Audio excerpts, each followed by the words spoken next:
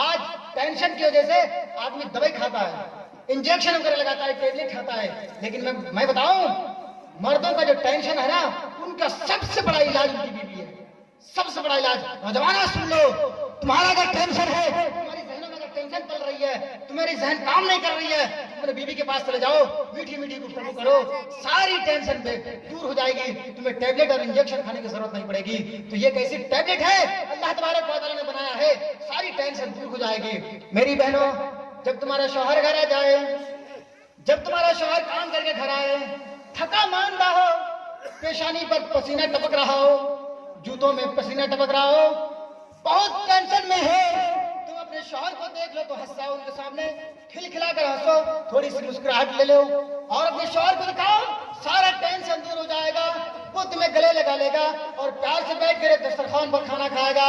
میری بہنوں, تمہارے بارے میں نے بہت ساری چیزیں بتا دی ہیں, اور نوجوانوں سن لو, اللہ کے نبی صلی اللہ علیہ وسلم نے تمہارے لیے کیا کہا ہے.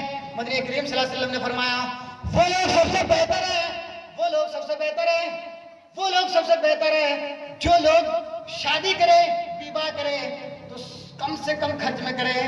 اللہ کے نبی صلی اللہ علیہ وسلم نے فرمایا, یا معاشر الشباب من استطاع منکم الباءۃ فلیتزوج فإنہ اغض للبصر واحسن للفرج ومن لم یستطع فعلیہ بالصوم. نوجوانوں کی گروہ سن لو, کان کے پردے ہٹاؤ اور سن لو, مولانا رفیق تمہیں ایک حدیث سنا رہا ہے, یا معاشر الشباب من استطاع منکم الباءۃ فلیتزوج.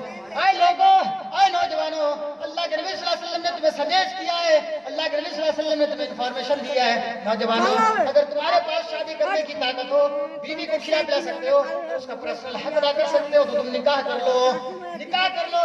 اللہ کے نبی صلی اللہ علیہ وسلم نے کہیں نہیں بتایا کہ لڑکی والوں تمہارے پاس ایک موٹر سائیکل دینے کا ہو تو نکاح کرو, تمہارے پاس تو لاکھ روپے لڑکے والوں کو دینے کی طاقت ہو تب نکاح کرو. میرے بھائیو, حدیث کی کتابوں کو میں نے چھان مارا ہے, کہیں یہ شبد نہیں ملتا. میرے معاشرے سے, میری سماج سے, میرے معاشرے سے ان تمام چیزوں کو ہٹاؤ. نوجوانوں, یہ تم کر سکتے ہو. اگر تمہارا باپ کسی سعودی سے بات کرتا ہے, لڑکی والوں سے بات کرتا ہے, ہمیں موٹر سائیکل چاہیے, ہمیں 1 لاکھ روپے چاہیے, نوجوانوں تم کہو اپنے باپ سے کہ ویسے شادی کو ہم ٹھکراتے ہیں, ویسے شادی کرنے کے لیے ہم تیار نہیں ہیں. ہم تو وہ شادی کریں گے جو میرے نبی نے بتایا ہے.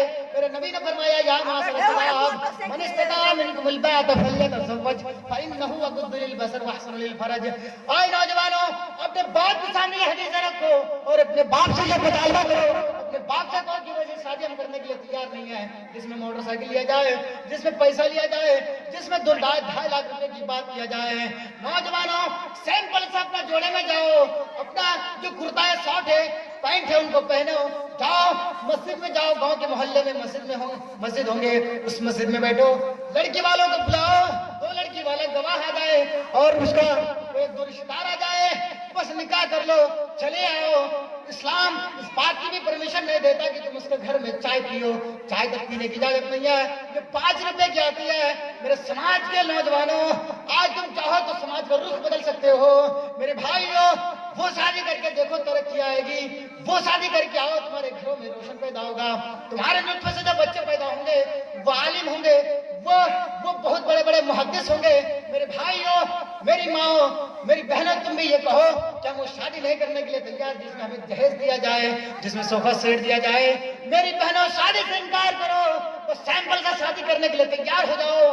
میری بہنوں, ہماری تقریر یہ گھنٹے سے جو میں چیخ رہا ہوں, ہماری چیخ سفل ہو جائے گی. میں نے 10 سال تک کے جو مدرسے میں تعلیم حاصل کی ہے, میری بہنوں, میری تعلیم حاصل کرنا سفل ہو جائے گا. میری بولنس, میں جو بول رہا ہوں ہمارا بولنا ثابت ہو جائے گا. ہم تو یہی چاہتے ہیں کہ ہر گاؤں میں, ہر محلے میں, ہر نوجوان کے ذہن میں یہ بات آ جائے کہ ہم شادی کریں گے تو ہم وداؤٹ جہیز پہ کریں گے, ہم موٹر سائیکل نہیں لیں گے, ہم پیسے نہیں لیں گے, ہم سیمپل سے شادی کریں گے. میری بہنوں, میرے بھائیوں, اللہ کے رسول صلی اللہ علیہ وسلم نے یہ بھی پرمیشن نہیں دیا ہے کہ اب تم اس لڑکی والے کے گھر جا کر یہ کپ چائے پیو. ہاں, لڑکی والے اگر آ جائیں اور اپنی